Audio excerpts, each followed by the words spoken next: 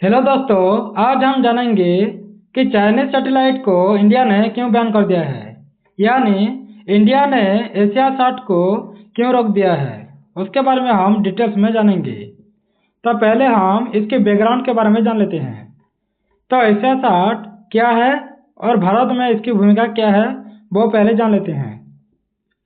तो एशियासाट एक Hong Kong based satellite company है जो पिछले 30+ सालों से भारत में ब्रॉडकास्टर्स को सैटेलाइट कैपेसिटी देती है।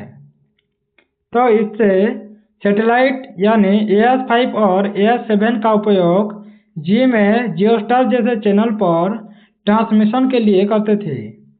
लेकिन कंपनी में चाइनीज गवर्नमेंट लिंक यानी CITIC ग्रुप की बड़ी हिस्सेदारी है। तो यहीं से शुरू हो जाता है भारत का सुरक्षा विवाद, यानी चाइना और भारत के बीच में सुरक्षा विवाद चल रहा है।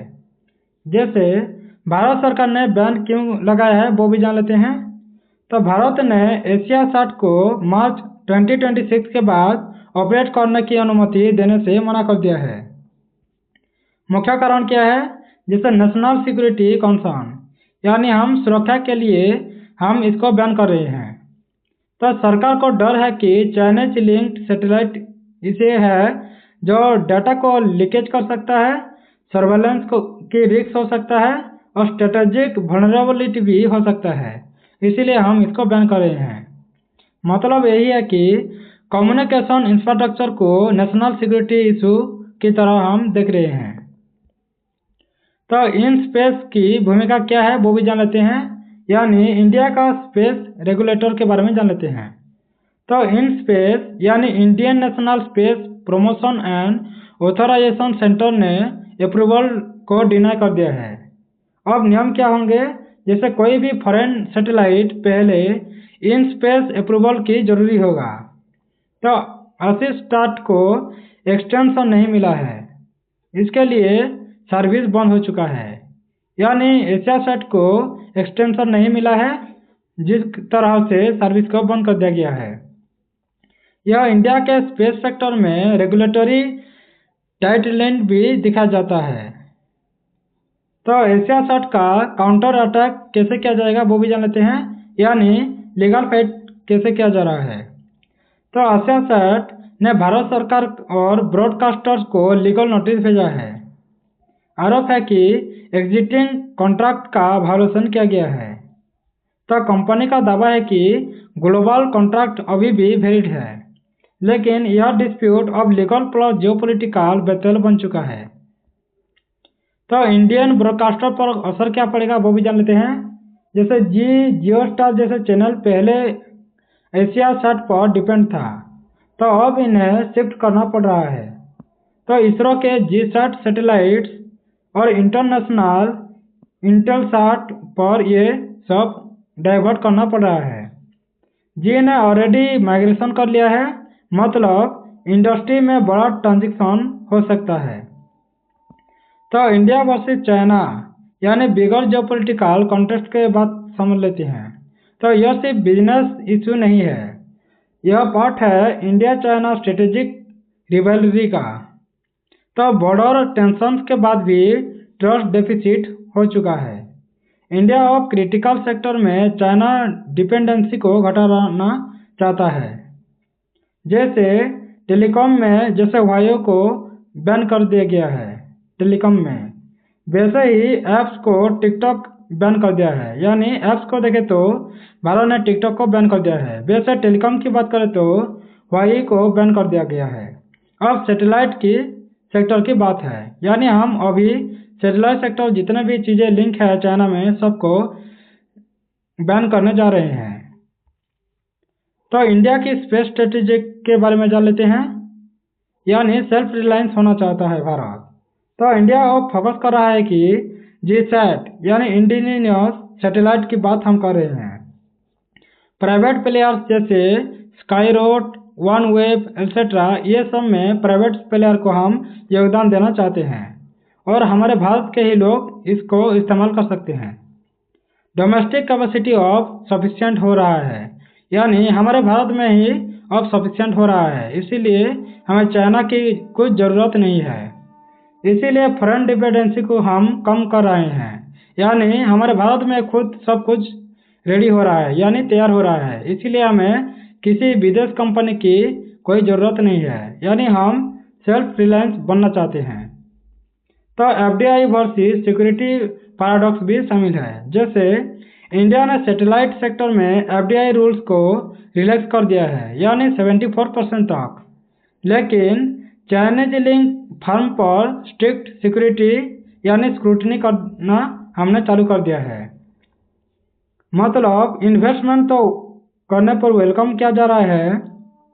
अगर भारत में अगर चाइना इन्वेस्टमेंट करता है तो हम उसका स्वागत करते हैं, लेकिन सिक्योरिटी रिस्क हम अनकाउंटेबल मानते हैं, यानी हम सिक्योरिटी रिस्क नहीं लेना चाहते हैं।